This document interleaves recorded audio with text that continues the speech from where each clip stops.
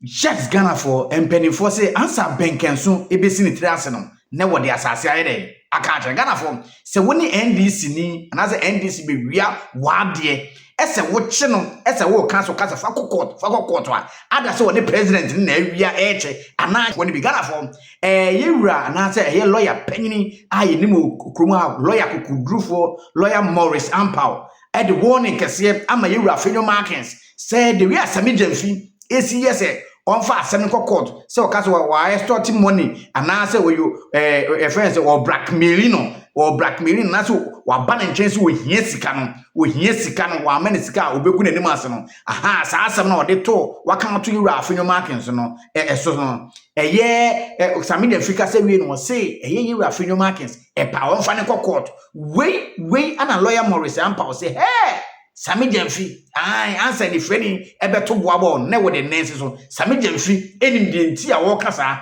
na sensi a wo hoyi court wo ho no NDC court no match hye ho pa say o mbese mu gu yura Afenyo-Markin anim ase enti ma yura Afenyo-Markin fa nko court na wo de be court won teta ada mamu be dan no de court Ghana for minim wadwen kire e wo ho no woni lawyer Maurice Ampaw ya adwen wo ho no anam and a year dewro so at the warning ama NPP for said DSC me NPP for ni bi and yes yewura Afenyo-Markin said the minority leader no yenyi mfi honom na me yenye saade no na eye ade betimi division ayede aba Ghana for be say NPP for Sammy Gyamfi asem ba e wokra ene wanwa say as NPP for ni bi enka ho asem bi mayi omani ebime yi omani me say Sammy Gyamfi na say NDC for o ma bawura NPP for camp o ma to mu say e judiciary say NDC for ato police ato asofofo ato we no me say o ma bawura doctor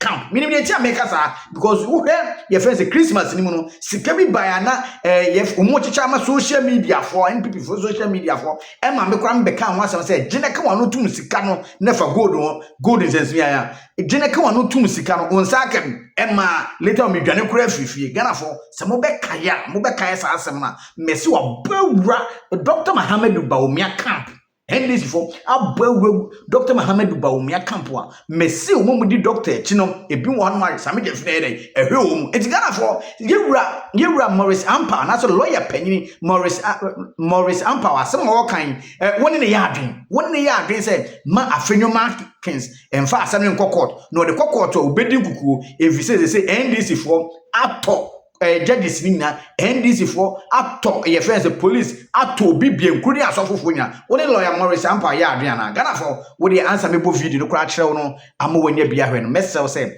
channel ni the voice of NSawamtv say no first time I hear me video so now what subscribe to my YouTube channel na dey ama me wo wi no like no share no asa comment notification bell be banado say me aso say be ya anytime bia voice of NSawam me the new video to me ya no wonsa so meet my dey akam Ghana for mami hu adwenche na sa share me ni pattern share me ni pattern ni yehu mu obi ehu de yekoso okruma Ghana for mom ye nkohwemra Ghana for and yet the loss no pay.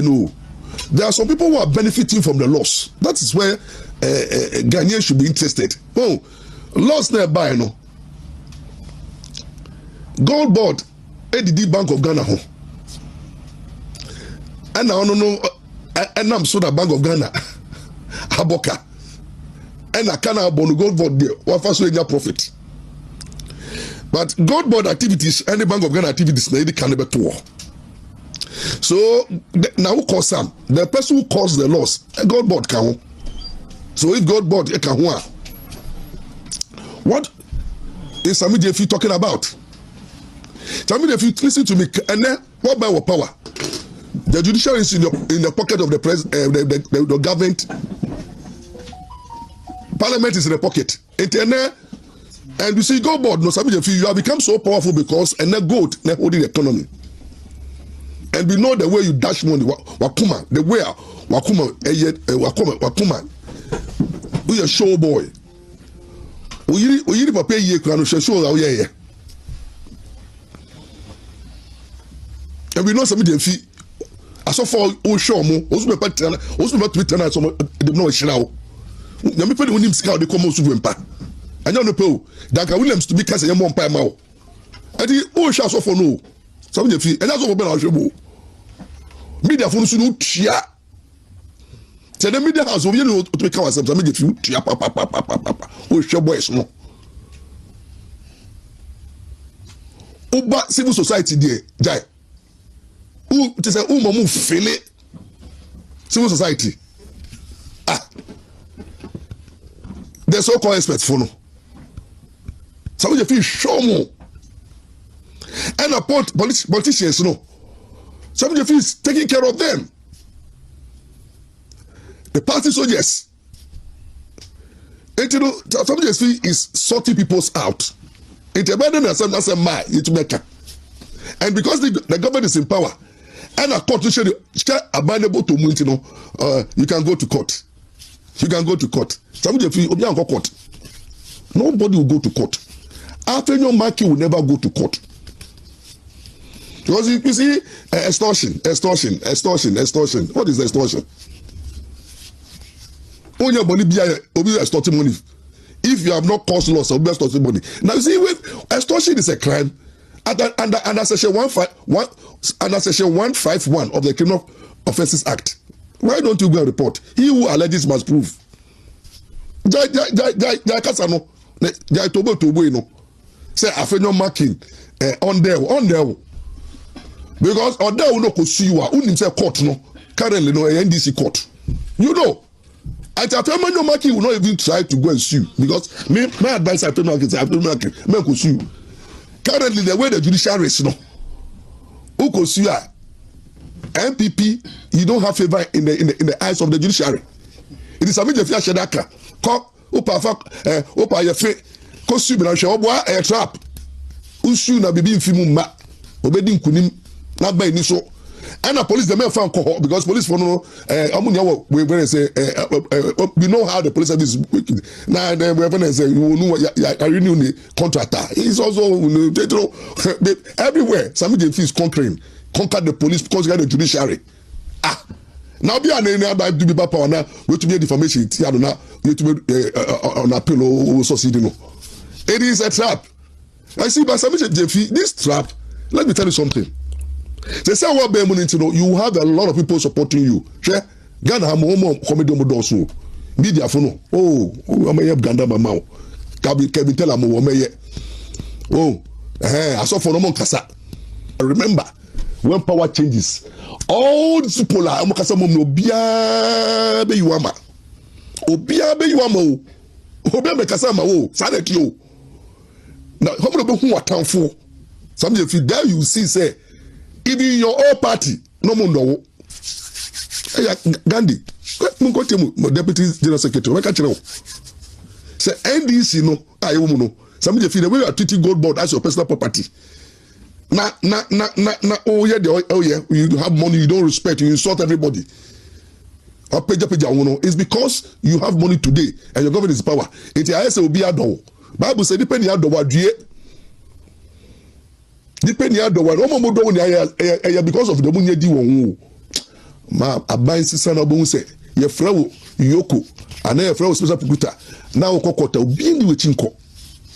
Because Obeka just what you now do good no mudi debi mantia money ni ana wayemu police analysis mantia we no try dey transfer college this small mantia na come deep mantia me try dey come dey ne waye because gold board the man is kept to become cause assembly Ghana for. Listen to me, I will analyze the gold board issue, but the second part remember we when they say responsible, but I can tell Sammy Gyamfi on authority say there is no way out. The minority leader will go to court. Don't worry. Uncle Reporto, he who alleges must prove. Why should you dare somebody say yefe oh yefe must what buy what power into no enkusiaga. And next right God board you do kokota enkusiaga. The judiciary there is to protect you. The judiciary will protect you, Yoko will protect you, special prosecutor will protect you, Parliament will protect you, the media is protecting you, everybody is protecting Sammy Gyamfi.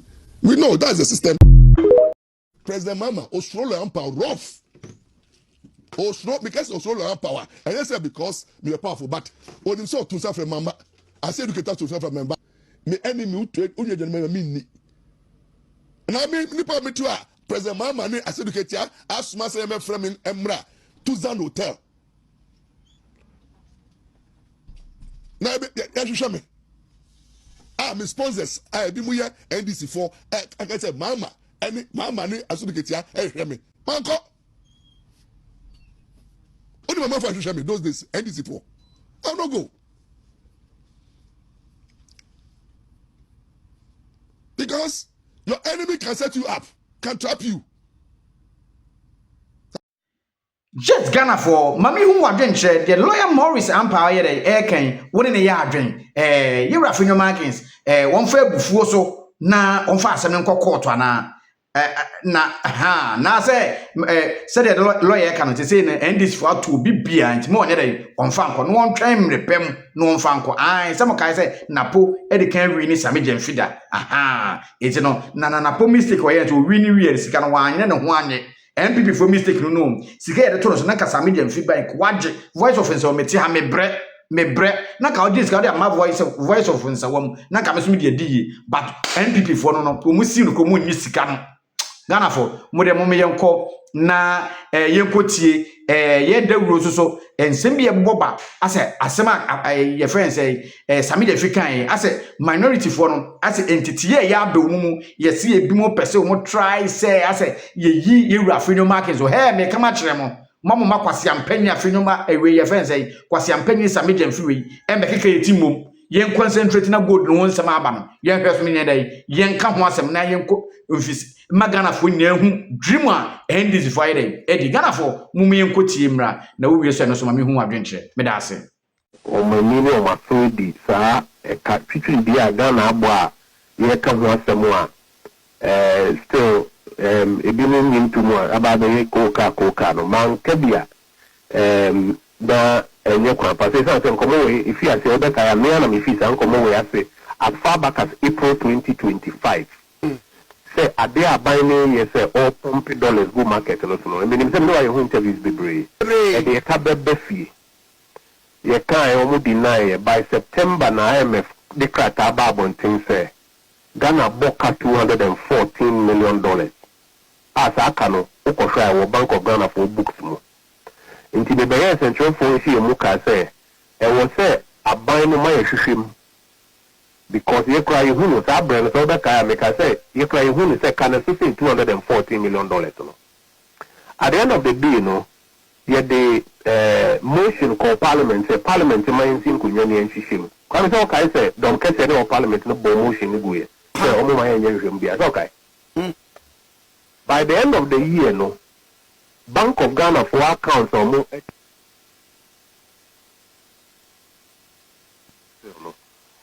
accounts no essay $100 million. Adente so na IMF for omo yi omo jumo omo ko no matro krata say e kana nkasa no e $1.7 billion. Who the basi this one $22 billion. Eno ne e car aba yedi hu komo sa abre. Na problem ni say among for focus see two problems now. First problem is say among for focus abegina debate be to say na kana gold board and na Bank of Ghana. And na kami bebu sawe because another leg of the argument is say gold board no your mind na edimra atie na Bank of Ghana no na catch gold board say ko ne koto gold bremi na okoto a uto de bremi to ne buo sei ye ni sei enti kabadia adena we dey be fra gold board minim say what is argument no pen matis argument no ebi mo a o enti say in krata no se mimi hwemu a e ka no e wo Bank of Ghana books no say na de bia maka ho asem maka cho say November December 2025 me be press conference maka cho say ka no Bank of Ghana book mu afi we Bank of Ghana for accounts by ya na me ka ho asem ni na maka cho say ka no Bank of Ghana for books mu okay IMF report na bana e kanu Bank of Ghana for books mu ti me say e kanu Bank of Ghana for books mu e bi no so tiri say no ko kanu Bank of Ghana books mu so kanu because of a JDR gold board ne Bank of Ghana di JD a gold board be on behalf of Bank of Ghana, and then a coffee can buy the gold board don't mean who can. The gold board is him so I Ghana dollars are. Then a cana, me do me to coffee buy no, or also Kahobi. A business argument, no. But me come point, me kwame. Am I yet distracted about a debate of where a canary? A canary be a you deny the to say cano. If I would say gold board, I won't deny cano. Bank of Ghana, I won't deny cano. Will be any Bemo will deny cano. But problem in the say, debate not correct and a gold board and a Bank of Ghana. The kwame and one thing I made the motion back say young inquiry. That's why your inquiry now bring baby a cano and I'm a yes, maybe I make a cut and me who say cano Bank of Ghana. People start to say, but gold board, they cannot extricate themselves from it. Now, young inquiry, I don't know empathy about inquiry. No, I'm doing here from gold board for Nakasa, they want to appear before Parliament. Say, want to suffer. Any motion no buy, come any motion no buy, or move against the motion.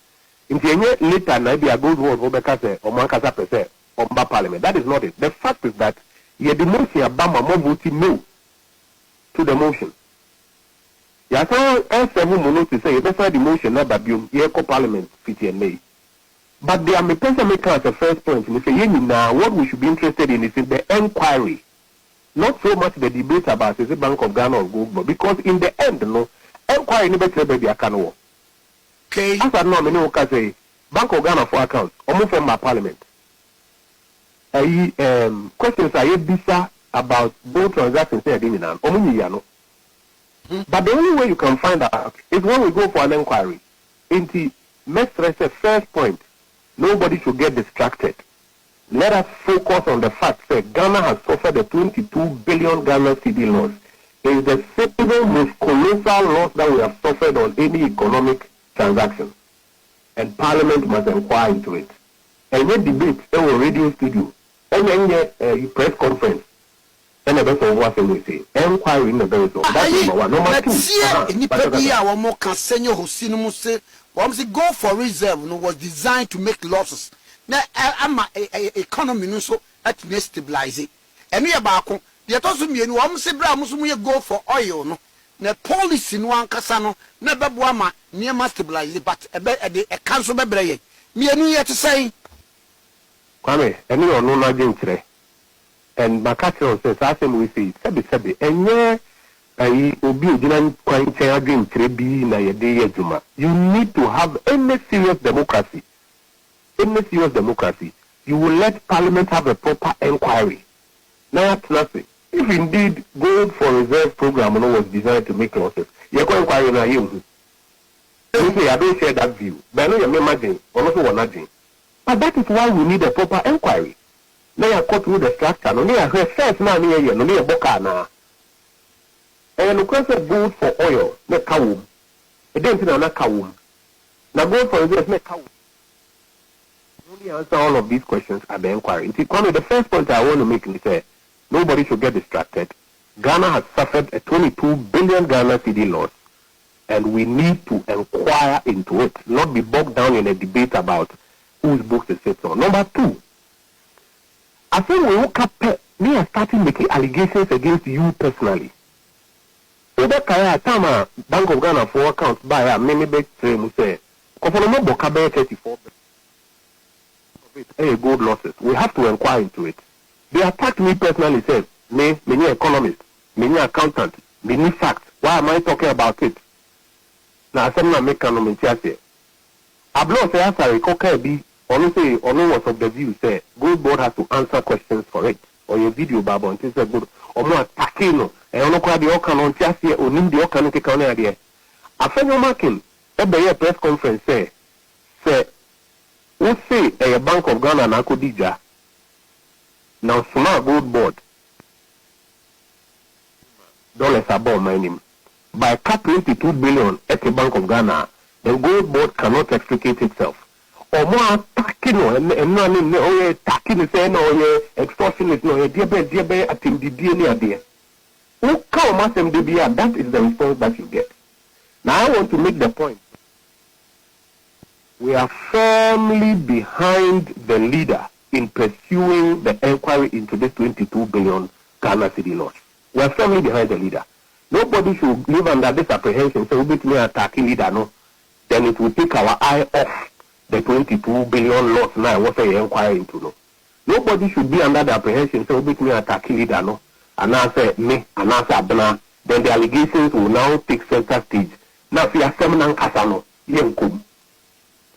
I want to make the point that we are firmly behind the leader in pursuing the inquiry into the 22 billion. But that's where the focus must be, the inquiry into the 22 billion. Because I would say a bank of good for loss, a friend say good for oil, and that inquiry, we will be able to get to the bottom of it. Indeed, nobody should be distracted. Honorable Medasa pay. But that's it. So Medasa, Uniman Foko Jupon Kroma, MP for France, you will be I am Renimuni, why former deputy minister for what? The Pami son no more. Lady Kind, so what kind of report no coffee there? Or catcher was a losses accrued on gold trace are a combination of service and assay fees paid to Gold Board. The whole Gold Board na a while Jamus here. What kind of report no car IMF say, sa fees no assay fees as a Gold Board a charge or more mobile assay or more good. I check it pretty in Gold Board a chemufa. Okay, Senka 1 city is omoji 50 pesos. Bisa ho say adentina Gold Board ya abaya juma ko. Na obedi no gold about ho. Say susu gold no mama na me hu no me wom. Na eboa esesa wogi no emufa. Efa na aka no ekɔhwan ho. So that is part of the loss. A whole Gold Board to hu wom. The toss to be also discounts on gold sold to off tickets. And also so bit my Bank of Ghana and as a Bank of Ghana and a Gold Board depending on omumudie or ton gold no. But my understanding tells me say as at last year no na your Bank of Ghana and kwana na ton gold no. Actually say Bank of Ghana ton gold na mawa. Na gold na Bank of Ghana and as a Gold Board ton amount no. Say we turn 2,000 Ghana cedis. Na Bank of Ghana mo we tue mu fape. Pacho tell me ye. Enti sa wo hwa ade ni ya Gold Board te ho.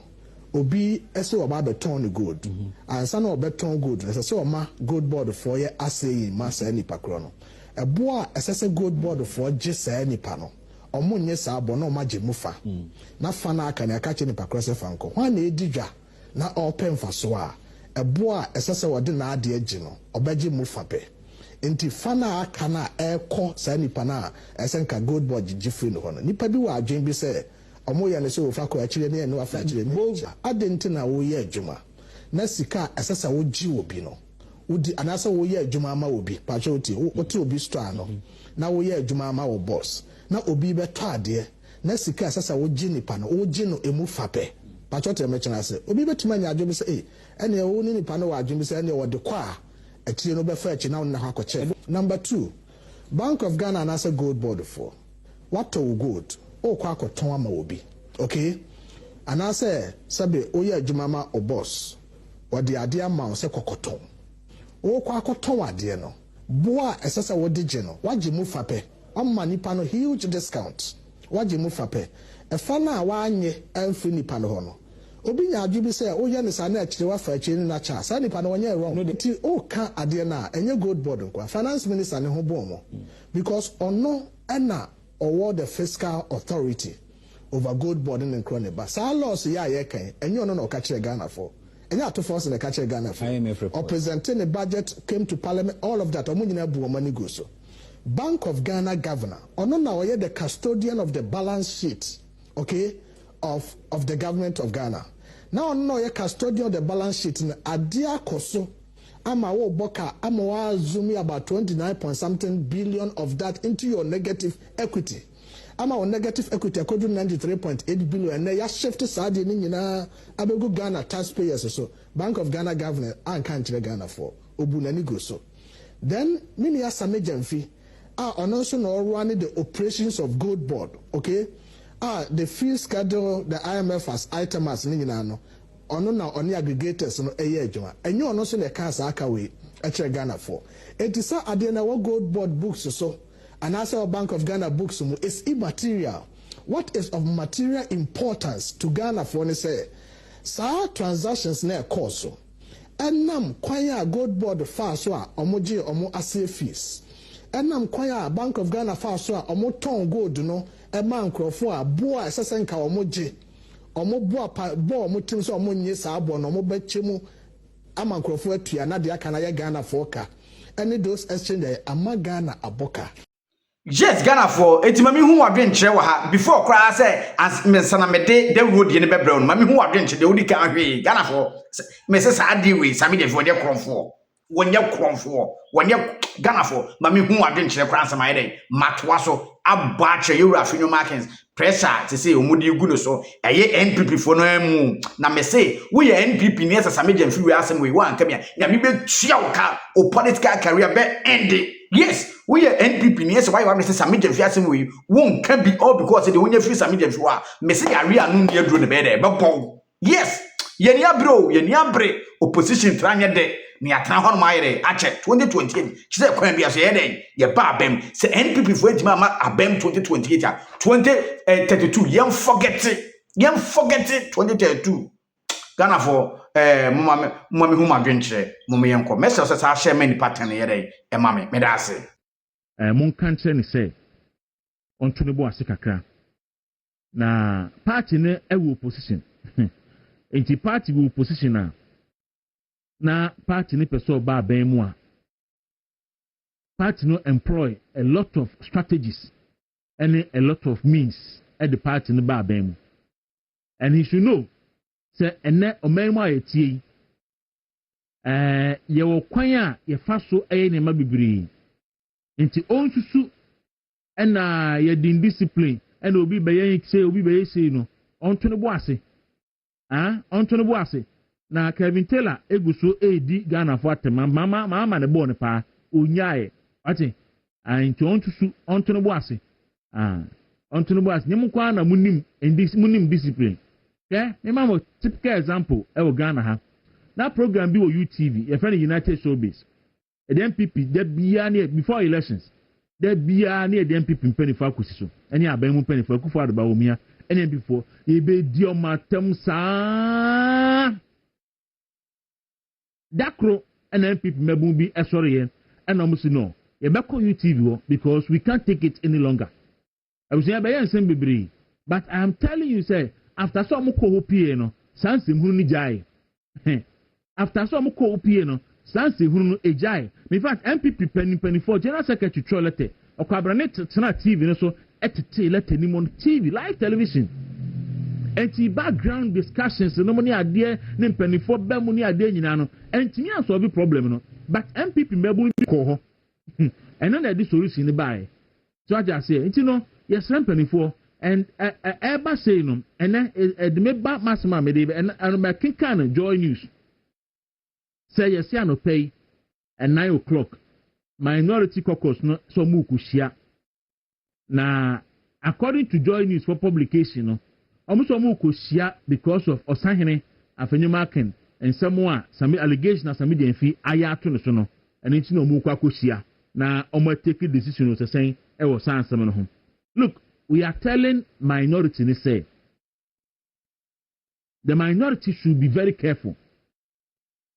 And NPP as a party should be very, very careful.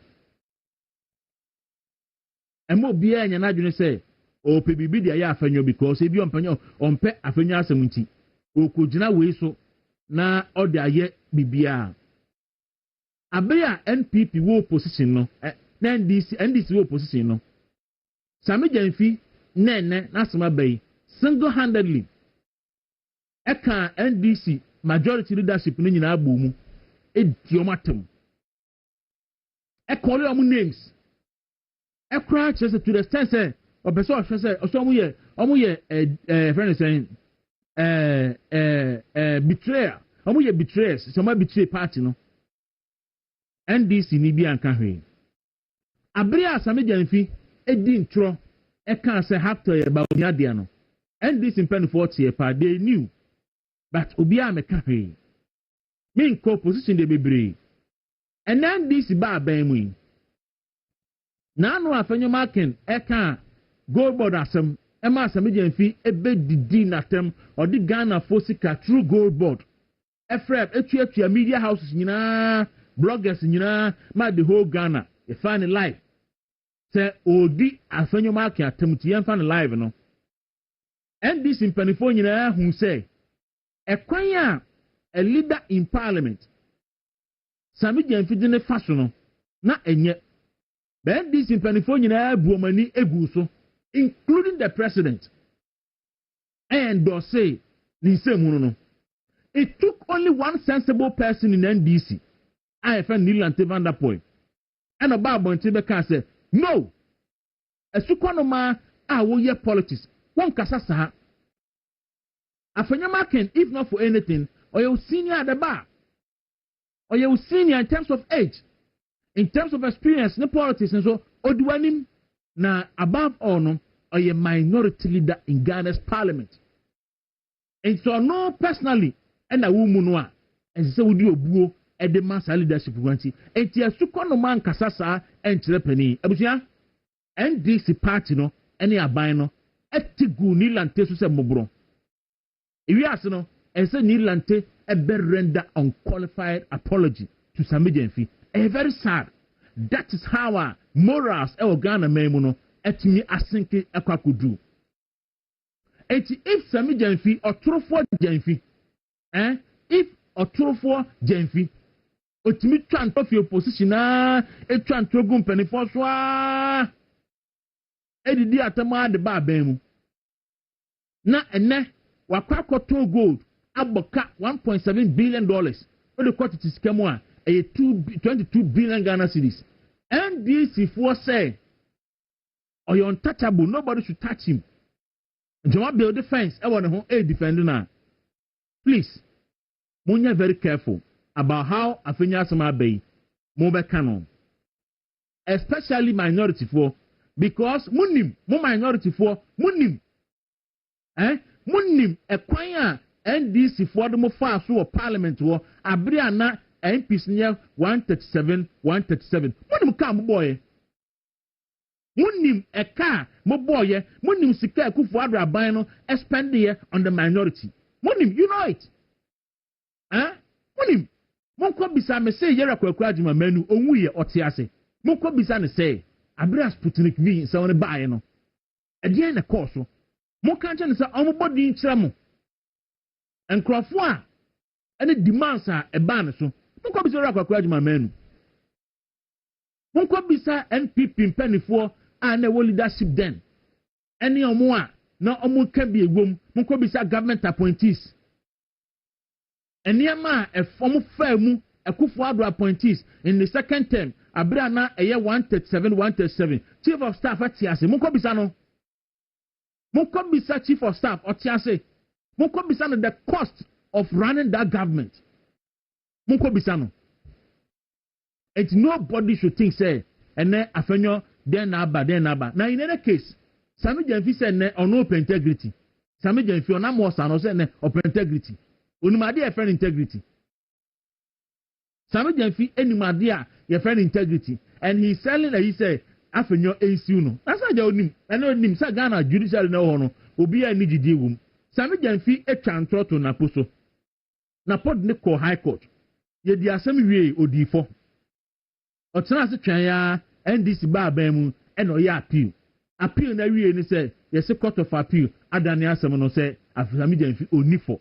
Into defamation scanner na yesu ntiama na pono mani ntua enti Sammy Gyamfi ene e ka ti also bi nko court a and the chief just the second most 2IC Supreme Court Justice for mine now no week me nya de ne kinka ntie kojo pon kroma o say wa confirm abronya judge na asem no say we are all not equal before the law. Some are more equal than others. Until we are in an animal farm. We are in an animal farm. Until Abronya judge and the catch Abronya say, I sound I did do no. Yeah, no, be any did no. Now, more nippani be, nippani. It's a ne justice for mine. I'm a Ghana phone who say, yes, legal vacation, ye niasem. Now, so more the bedmasem because, yes, say you didn't pay a 2 months special cases. It's more dear, ye be masem. And na catch me, MPP ni bi a wetimi akokota akodi bimda. Even several cases.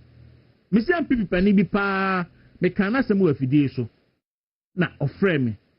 And I say, odamase pa na onim me personally, but what say maka ai na simbiama no. Na osre me onyanka obeba media no be kasa nanso a civil case bi wo court. Na the mere fact say oye MPP ninti ekwan a yede ne fa so court wo no ono ano ebi afina ni super anti you will not want to come into the media and talk for now. Enti obi anim se ne ye court yi aye obi anim enti se Sammy Gyamfi na esi ne bo se afanya mfa ne court a onfa ne court nko esen wo ye MPP ni a obi ye wade a professor bebo ne dua odo nsa eka ne de a eno de obenya aban asem na mo wani ubo ne dua kra ye since obeka so court because you may not get justice in court. Enti so be wade a woni mu dua bona bon dua kra no a I think sem fa so wo so that's what obeka say o de court because you may not get justice at the court. Enti yesramu enti MPP for penny for especially the minority and na ya tse we simu koshia mo make sure say monko enko ye bibia e de hwinte ebeba party nim monki no fine by mommy like am enti NDC for Sammy Gyamfi kro manage ne ho Sammy Gyamfi kra o manage ne ho. You knew munim the cost of running a Akufo-Addo's government the second term Abriana Parliament 137 you know it and you know me be catch them. You know what happened. Munim abawon penifo bi di omo nyina ati ase. Wonko bisa omo. And then who is talking about extortion? Why na eka extortion? Why no? Why na ekasa about extortion? Why na Ghana maimu. Abianka me ma akose wate. Me ma labianka kose. Why na ekasa about extortion? Ghana maimu NDC for air kasa by extortion Ghana ha. Sa yo yate and na bribe na aba no. Yasimon call for akwaji bribe. Ayi ask say aska hwan makwaji bribe. Besine mo say mo ma OS to crime investigate. Ya fan koma mo amu nua remonacha na unclear wo mo. And na bribe na aba no. Mo nim probu a mo ko probu bribe no. Na wanya ayi akwati bon cross Solomon Owusu. Say the petition akoma for some investigate Afenyo-Markin. Only investigate uncle investigate Alancha-Martin. And some it's minority should be very careful. If indeed I am a crusher and now much more court transfer meeting be about Afenyo joining for a publisher there. Almost sign you who be. Almost sign and you who be. We are telling them almost sign you who be. Almost sign and quadrin who be. That the MPP for the BB bar. Number you crow farmer. Boys, you moko YouTube and American Wasimi. Munim come fast to party issue statement to condemn them. Some of us came here and spoke against it. Yamunkwa na muye saint, we are say, and you have in Amotie. And you shouldn't be in a haste to condemn your own. Sammy Gyamfi say Muro Bedi Ghana Haseno. It took only one person, one in the NDC, and who say, Akwana Dinkwa Asam. We are saying, NDC party ni nyina ate agunu so eso ba be pa Sammy Gyamfi tew Neil Ante Vanderpool enti oba be pa tew enti NDC ni nyina ejina Sammy Gyamfi achi de ekun achi NPP a na wo sahene na wodi ani ma wo kuma no wo so okoye ne hu meeting de ageden okoye ne hu meeting de ageden for what reason okoye ne hu meeting de ageden na why de wakasa Afenyo no wayi na di ana wayi na di as minority leader. And how by any day, you better train your hand free meeting, Maba. But the room, movement in the morning, you may dinner. Yes, I'm penny for, say, and penny for, and share, and it may be, and share may be because platinum, agent baby a adding, platinum baby a day pa, and yes, I pay a bequaco hard drink, a big pretty lot of problem. Mupa said, there be a macassar myself and your or more MPP so, and no more and maybe also. Say MPP for our tenacity, na baby do. No more for say among Afenyo as minority leader be ma. Party name Ramon Mukwaso mutimi susano. Na mum enye Sammy Gyamfi se munti. and now obi beka say ye koyi Afenyo because Sammy Gyamfi a extortion allegation against him. That's nonsense. Yes, Ghana for the roke one in a yard drain. One in a yard drain. NPP for your strategy. Yes. To so only the royal yard drain message who adventure our comment section when you're back on and a womb. No message was a sashay many pattern, making sure the baby will be a kind people who wants in Biasono or be share among young coin be a May Kafra said Motino is which ya may light out to her. Mitisum, Ghana for light out to Moody Queen and see them what me. The same Adriana Mayas to say 1 week made in Kakra for 1 week. No, Mrs. Bedroom, Message, Yan so light, and their nature me forcing them dinning na Ghana for NDC amemo memo fun papa na wa beka say NDC amemo ye no nyame be tua woka atua no wasefo woka an wa be bie wano aka say NDC amemo ye no nyame be tua woka atua no wasefo woka Ghana for message say mon share na me hu adwenkyere e wo video ya mo ye de mo hwe ye ho de roka mo ne ya adwen say minority for say me ni da on ye de strategy bi ba me ma kwase ampanyi Sammy Gyamfi e me ka yitim mum yes adena Sammy Gyamfi say ye kan e crime say obi e disika obi e tekisi why bone as obi so o bone no me beboawo anase me beboa mo akata o bone so ntima mesika e crime adena won ko report wo no ndika an ko report na wo Ghana for ma me hu adwenkyere e wo video ho me da ase me so say share many pattern ma me yakopon shirawo bye bye.